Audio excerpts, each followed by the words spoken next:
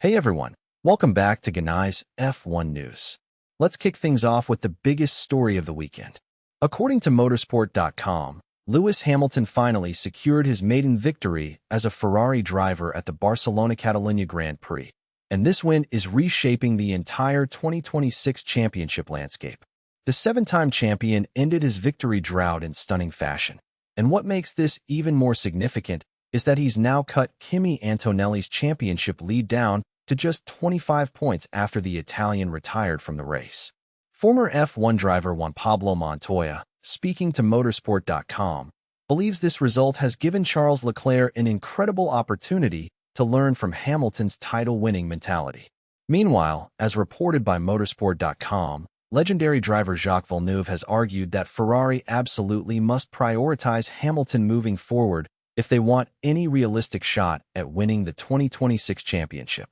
The momentum has completely shifted, and everyone's watching to see if Ferrari can build on this breakthrough moment. Now, let's talk about the absolute mess that is still unfolding from the Monaco Grand Prix. According to motorsport.com and Autosport, what started as some straightforward pit lane penalties has turned into a regulatory nightmare, with no clear resolution in sight. Here's what went down. Multiple drivers, including George Russell, were handed time penalties for speeding in the pit lane. But then, as reported by motorsport.com, it was discovered there was actually a timekeeping error at the Monaco pit entry that was generating false speeding flags.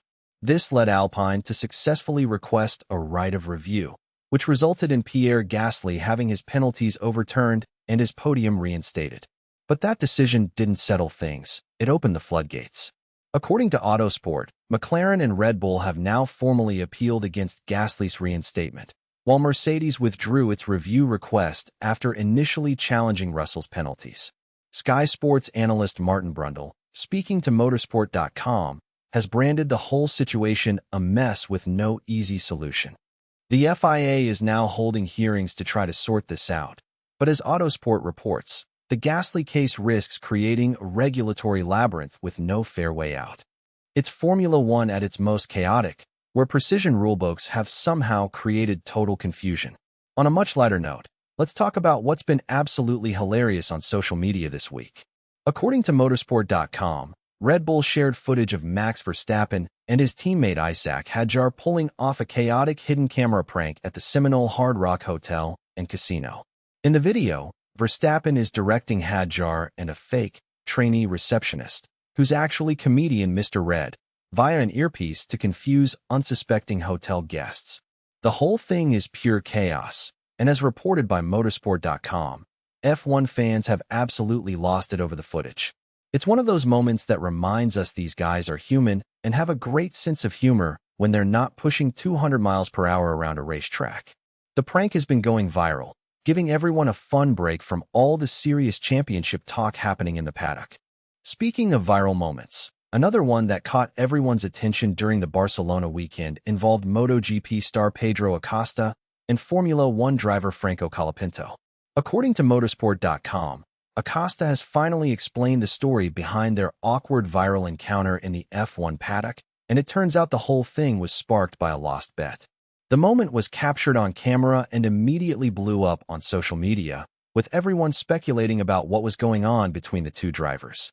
But now we know, it was simply a case of a bet gone wrong and some good-natured ribbing between the two. It's another reminder that F1 paddocks produce some genuinely unusual and entertaining moments each weekend, and sometimes the best stories are hidden just out of plain sight. These kinds of human moments are what really connect fans to the drivers. Now let's shift back to championship implications. As reported by Autosport, Mercedes team principal Toto Wolff has hinted that the team may reconsider its approach of letting George Russell and Kimi Antonelli race each other freely. Here's the context. Mercedes absolutely dominated the start of 2026, winning the first 6 Grands Prix in a row. But that streak was snapped by Lewis Hamilton and Ferrari at Barcelona, and suddenly Hamilton has become a genuine championship threat. With Antonelli still leading the standings, but Hamilton closing in, Wolff might have to implement team orders to maximize Mercedes' chances at the title. The question now is whether Mercedes will continue to let its drivers battle it out, or if they'll pivot to a more traditional team-focused strategy. It's a fascinating dilemma because the Mercedes approach of allowing racing between teammates has been their identity, but titles sometimes demand sacrifice. We'll be watching closely to see how this plays out in the coming rounds. Moving to something truly special. According to motorsport.com, McLaren has unveiled a stunning bronze statue of two-time Formula One champion Mika Häkkinen at its Woking headquarters. The sculpture was crafted by renowned motorsport artist Paul Oz and depicts Häkkinen celebrating at the 1998 season finale in Suzuka, where he won his maiden world championship. This unveiling is part of McLaren's celebration of a massive milestone, the team's 1000th Grand Prix. Häkkinen is undoubtedly one of the most iconic drivers in McLaren's storied history, and this statue is a beautiful way to honor his legacy. The flying Finn was absolutely brilliant in his day, and seeing McLaren properly commemorate his achievements with this kind of permanent installation shows how much respect the team has for its champion drivers. It's a touching tribute that will stand in McLaren's headquarters as a reminder of the glory days and the incredible talent that has worn the papaya colors throughout the team's history. Let's talk about some serious technical drama brewing behind the scenes. According to motorsport.com, Red Bull is challenging the FIA's verdict on the Additional Development and Upgrade Opportunities Period, or ADUO for short, which covers the races through the Canadian Grand Prix.